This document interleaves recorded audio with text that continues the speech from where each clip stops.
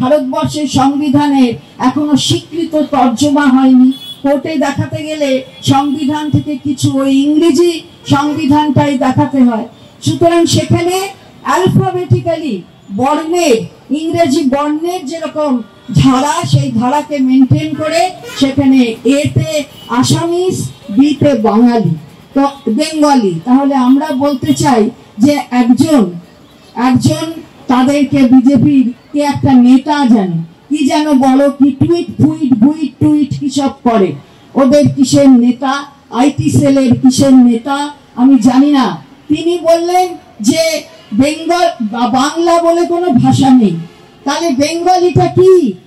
যদি তাই বলেন তাহলে আসামিসটা ভাষা, অহমিয়া তো লেখা নেই, তাহলে অহমিয়া লেখা নেই, আসামিস যদি ভাষা হয়, বেঙ্গলি লেখা আছে, বাংলা কেন ভাষা নয়?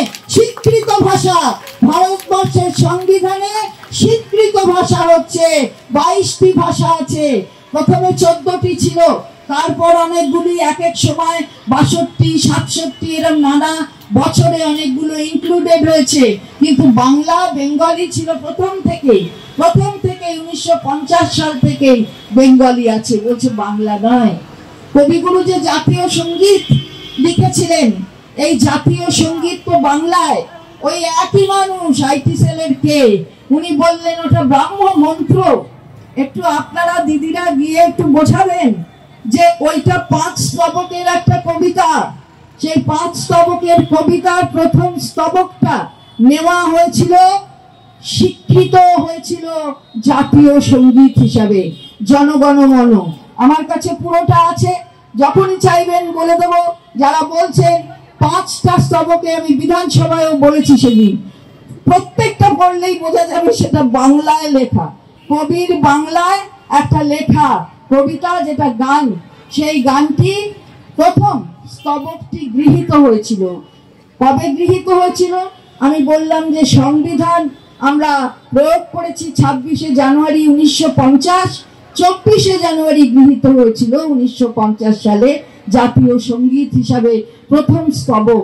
এই স্তবকটা উচ্চারণের তফাৎ হতে পারে, আমরা জনগণ মন বলি, অন্য প্রদেশরা জনগণমনা বলে, কিন্তু তাতে কোনো বাংলায় লেখা নয়। এটা বললে আর ওটা ব্রাহ্ম মন্ত্র বললে লোকে যে হাসবে দাদা, লোকে যে হাসছে, সারা পৃথিবীর লোক হাসছে।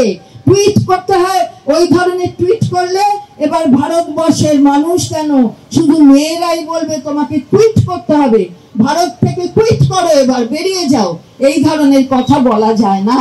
জাতীয় গীত কে লিখেছেন? বঙ্কিমচন্দ্র চট্টোপাধ্যায়। কোথাকার মানুষ? নৈহাটির মানুষ, বাংলায় জন্ম, বাংলায়। সেই জাতীয় গীত বন্দে মাতরম, সেই মন্ত্র, সেই স্তোত্র কে রচনা করে দিয়েছে? বঙ্কিমচন্দ্র চট্টোপাধ্যায়। আজকে তাকে বলে যে সেই ভাষাকে অপমান করে, বন্দে মাতরম স্তোত্র যিনি লিখেছেন তাকে অপমান করে। যে সব অনেক হয়েছে, অনেক করেছেন, সবাই অনেক দেখেছে আপনাদের, কি আপনারা করতে পারেন দেখা গেছে। আমরা বলতে চাই কি, ঠিকই তো, জিএসটি কর, অর্থাৎ কর, এই যে বাজারে যা যা বিক্রি হচ্ছে এর কর, নিত্য প্রয়োজনীয় জিনিসের উপর কর, সেটা কমানো হয়েছে অনেক ক্ষেত্রে, মানে প্রায় সবকিছুর ক্ষেত্রেই কম হয়েছে। কিন্তু আমরা যেটা বলতে চাই যে কম আমরা সবসময় রাজি। লাইফ ইন্স্যুরেন্স, হেলথ ইন্স্যুরেন্স, স্বাস্থ্য এবং জীবন বীমা প্রথমে 1 বছর আগে চিঠি দিয়েছিলেন মমতা বন্দ্যোপাধ্যায়, আপনারা দেখবেন সেই চিঠি সোশ্যাল মিডিয়ায় রয়েছে। আমাকে নির্দেশ দিয়েছিলেন গ্রুপ অফ মিনিস্টার্স এর মিটিং এ বলতে, জিএসটি কাউন্সিলের মিটিং এ বলতে, আমি তার নির্দেশ মতো সেগুলো বলেছিলাম। তখন কেউ ঐক্যমতে ছিলেন না অন্য রাজ্যগুলো, যার জন্য সিনিয়র সিটিজেনদেরটা গ্রুপ অফ মিনিস্টার্স তারা রেকমেন্ড করেছিল যে পুরো ছাড় হবে, আর ইন্ডিভিজুয়ালদের ক্ষেত্রে 5 লক্ষ ছাড় হবে। গ্রুপ অফ মিনিস্টার্স তারা ঐক্যমতে পৌঁছতে পারেনি তখন, যদিও আমরা বলেছিলাম পুরো ছাড় দিতে হবে। তারপর গিয়ে ওটা যখন জিএসটি কাউন্সিলের অনুমোদন পেতে হবে, সেই সময় জিএসটি কাউন্সিলটা হয়েছিল 2024 সালের ডিসেম্বরে জয়সালমীরতে, জয়সালমীর, রাজস্থানের জয়সালমীর। সেখানে এই এজেন্ডাটাকে ডেফার করে দেওয়া হয়েছে, অর্থাৎ পিছিয়ে দেওয়া হয়েছে।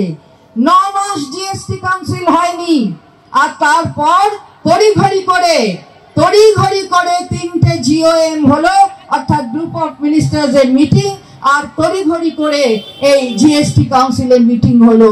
যদি লাইফ ইন্স্যুরেন্স আর হেলথ ইন্স্যুরেন্সে তখনই আপনারা কমিয়ে দিতেন, তাহলে আজকে এর সুবিধা অনেকে সবাই পেয়ে যেত, যেটা মমতা বন্দ্যোপাধ্যায় বলেছিলেন।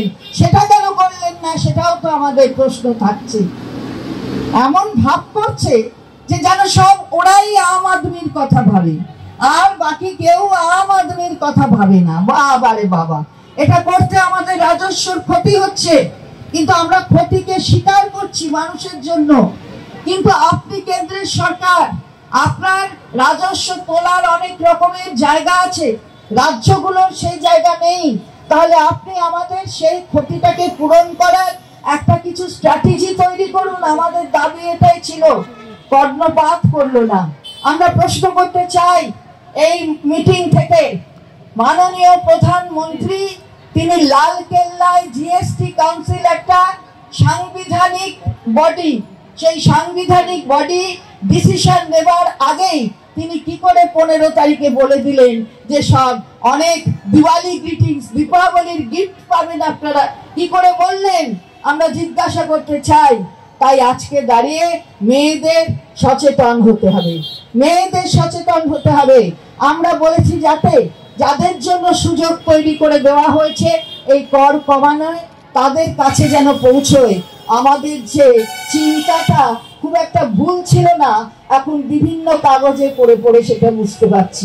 বিভিন্ন কাগজে পড়ে পড়ে দেখছি যে যারা ইন্স্যুরেন্সের প্রিমিয়ামের অ্যামাউন্টটা বাড়িয়ে দেবার অনেকটা চেষ্টা করার একটা ছবি যেন মনে হচ্ছে আবছা করে দেখতে পাচ্ছি।